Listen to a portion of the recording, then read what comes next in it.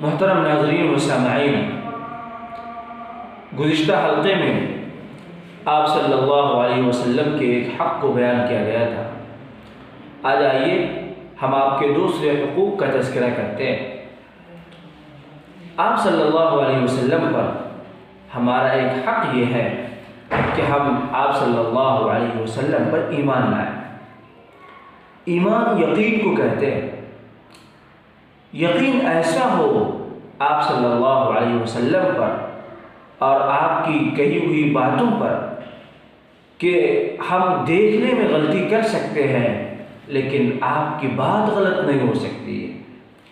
ہماری آنکھیں غلط دیکھ سکتی ہیں، ہمارے کان غلط سن سکتے ہیں، ہمارے دل غلط سوچ سکتے ہیں، لیکن آپ صلی اللہ علیہ وسلم کے ارشادات، آپ کے فرمودات، آپ کی تعلیمات اور آپ کے احکام غلط نہیں ہو سکتے۔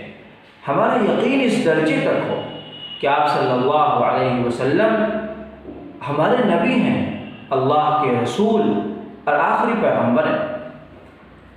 نبی صلی اللہ علیہ وسلم پر ایمان لانے میں یہ بھی داخل ہے کہ ہم آپ کو آخری نبی تسلیم کریں۔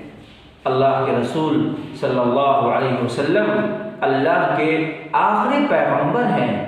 اب آپ کے بعد کوئی نبی نہیں آئے گا، نبوت کا دروازہ بند ہو گیا، سلسلہ نبوت ختم ہو گئے۔ آپ نے خود فرمایا انا خاتم النبیین، میں نبیوں کے سلسلے کو ختم کرنے والا ہوں۔ اور ایک جگہ پر اللہ نے فرمایا ما كان محمد ابا احد من رجالکم ولكن رسول اللہ وخاتم النبیین۔ اللہ کے رسول صلی اللہ علیہ وسلم اللہ کے آخری نبی ہیں، اب کوئی نبی نہیں آئے گا۔